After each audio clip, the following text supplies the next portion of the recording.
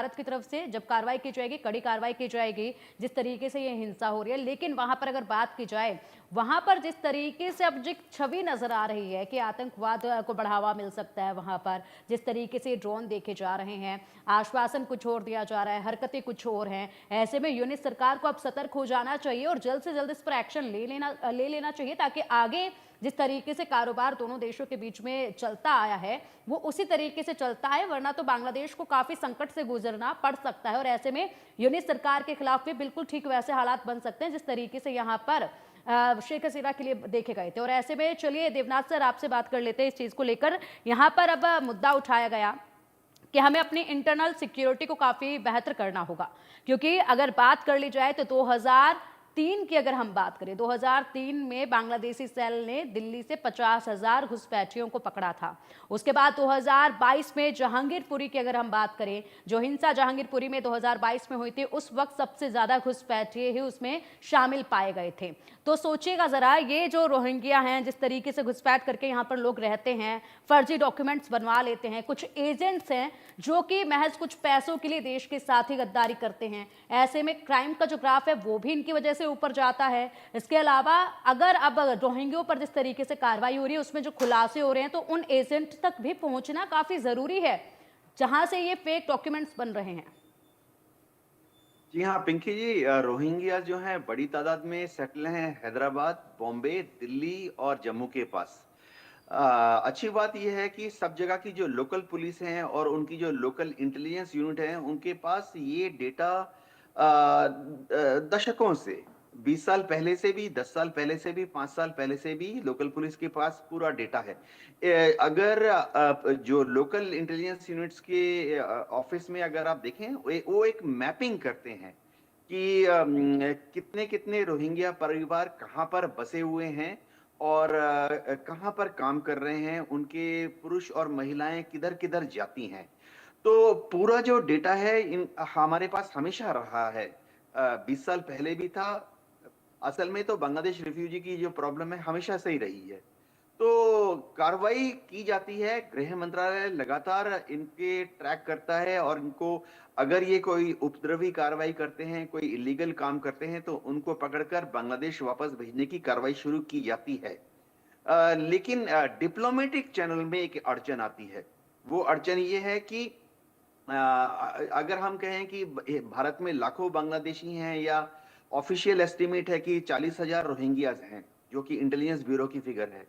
तो इनको जब हम बांग्लादेश वापस भेजने की कोशिश करते हैं, वहां पर डिप्लोमेटिक वजह से मैं एक आइडिया देता हूं, पिछले 20 साल में या पिछले 10 साल में शायद महज 250 बांग्लादेशियों को हम वापस भेज पाए हैं और महज करीबन 50 रोहिंग्यास को हम वापस भेज पाए हैं। तो ये एक लंबा डिप्लोमेटिक प्रोसेस है। ऐसा कई बार ऐसा भी सजेशन आता है कि इनको एक गाड़ी में बिठाओ, ट्रेन में बिठाओ या हवाई जहाज में बिठाओ और बांग्लादेश सीमा की उस तरफ छोड़ के आ जाओ।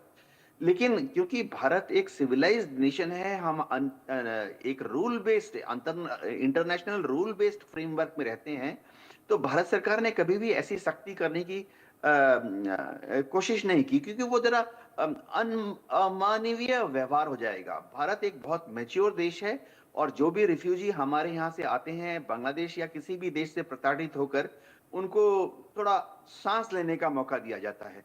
हाँ, अगर ये किसी क्रिमिनल एक्टिविटीज में लिप्त होते हैं, तो डेफिनेटली भारत की पुलिस जो है, चाहे जम्मू पुलिस हो, दिल्ली पुलिस हो, वो इनको पकड़कर कुछ समय के लिए जेल के अंदर रखती है। लेकिन कोर्ट की जो कार्रवाई है, उसमें हमेशा ये छूट जाते हैं। जी, पिंकी जी। बिल्कुल, बिल्कुल देवनाथ सर, और कोर्ट की कार्रवाई में हमेशा ये छूट जाते हैं। बख्शी जी आपसे जानना चाहेंगे सर, देखिए जिस तरीके से यहाँ पर इतनी तादाद में, चाहे वो बांग्लादेशी हों या फिर दूसरे घुसपैठे हों, उनको बड़ी तादाद में यहाँ पर शरण दे दी जाती है, उनको तमाम सुविधाएं भी आराम से मिलती हैं। जिस तरीके से दिल्ली के ही कई इलाकों की बात कर ले, सीबापुरी की बात कर ले हम लोग, या फिर और भी ऐसे कई इलाके जहाँ पर भारी तादाद में यहाँ पर जो पूरी तरीके से बस्तियां हैं वो बसी हुई नजर आती हैं, और उन बस्तियों में सिर्फ और सिर्फ ये घुसपैठिए, ये बांग्लादेशी, ये शरणार्थी और ये रोहिंग्या ही नजर आ रहे हैं। ऐसे में आप किसे जिम्मेदार मानते हैं इसके लिए? पिंकी जी, थैंक यू वेरी मच। सबसे बड़ी बात तो ये है कि मैं एग्री करता हूँ जो देवनाथ बोल रहे हैं यस, कि ये तरीका जो है, जो बड़ा मुश्किल पड़ जाता है, हम मान सम्मान के कंट्रीज हैं, यस, हमारे को अपना सम्मान देखना है, पर क्वेश्चन ये है जब प्रॉब्लम हमारे घर के अंदर में है, तो हम रूल ही ऐसा बनाते हैं, जो लोअर लेवल तबके के जो पॉलिटिशियंस हैं वो रूल बनने नहीं देंगे, क्योंकि वो तो उनको आधार कार्ड बना के उनका वोट बड़ी पक्का कर रहे हैं। चाहे वो देहरादून की बात हो, आप जानते नहीं है उनकी वैलीज में कितने लोग हैं, और जाके लोग बता रहे हैं, पुलिस को पता है, श्रीनगर से कन्याकुमारी तक कोई पुलिस स्टेशन नहीं है जो ये कह दे कि मेरे, कोई थानेदार नहीं है जो कह दे कि मेरे को नहीं पता ये कौन है अपने अपने इलाके के अंदर। ये हो नहीं सकता, सबको पता है, और सबको पता है क्या इलीगल एक्टिविटी कर रहे हैं। जहां हिंदू मुस्लिम का फसाद होता है ये वहां खड़े हो जाते हैं। इसको दूर करने के लिए हमको ये पार्लियामेंट में क्वेश्चन रेज करवाना पड़ेगा, इसके ऊपर रूल्स चेंज करवाने पड़ेंगे अगर जरूरत पड़ी, कि क्या किया जाए, कि कितना टाइम दिया जाए एक इलीगल इमिग्रेंट को, उसको बसाने का ये क्या पॉलिसी है, हम क्यों बसाएं उसको। और बसाने की बात है, आप उसको लेके बॉर्डर पे जाने के ले जाके उनको वहां करने का एक तरीका होता है, where you involve the United Nations, you involve them and then you send them out, और अदर कंट्री या कोई मीडिएटर कंट्री, ये सारे तरीके हैं, ये आईसीजे में तरीके हैं जो किए जा सकते हैं। हमको ये बात को, इसका लेवल बढ़ाना पड़ेगा, डिस्ट्रिक्ट लेवल पे ये बात करके कि छोड़ दे, और उनको क्या कहते हैं मिनिस्टर साहब उनके सामने खड़े होकर तस्वीर दिखा दे, ये काम हमारे लिए हानिकारक है। और इसीलिए बांग्लादेश को पता है कि रोहिंग्या कहां से आ रहे हैं, वो फैसिलिटेट करता है, वो उनको रूट बना के देते हैं कि आप यहां से निकलिए, यहां से निकलिए। तो ये समस्या जो है, और इसीलिए हमको चौकस होके, अगर हमको वाला स्ट्रिक्ट एक्शन बॉर्डर पे लेना पड़ा तो हमको लेना चाहिए। स्ट्रिक्ट एक्शन का मतलब है even physical action which may include violence, अगर लिमिटेड करनी पड़ी for the sake of my country तो ये करनी पड़ेगी।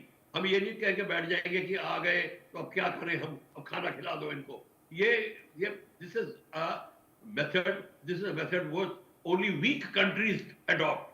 जो स्ट्रॉन्ग कंट्री होती है, जिसकी फॉरेन पॉलिसी स्ट्रॉन्ग होती है, वो कभी ऐसा काम नहीं करते। आप देख लीजिए ये कमजोर नेशन की ये लक्षण होते हैं, हमें इन लक्षणों को अब निकालना पड़ेगा। We are a strong nation, we have to take firm action on this, तब बात बनेगी। नहीं तो विकी जी अगले 100 साल तक आप इस समस्या से जूझते रहेंगे और कोई कुछ नहीं कर पाएगा। ठीक है, गवर्नमेंट आएगी, चेंज होगी, मिनिस्टर बदलते जाएंगे, सब अपना ठीक है।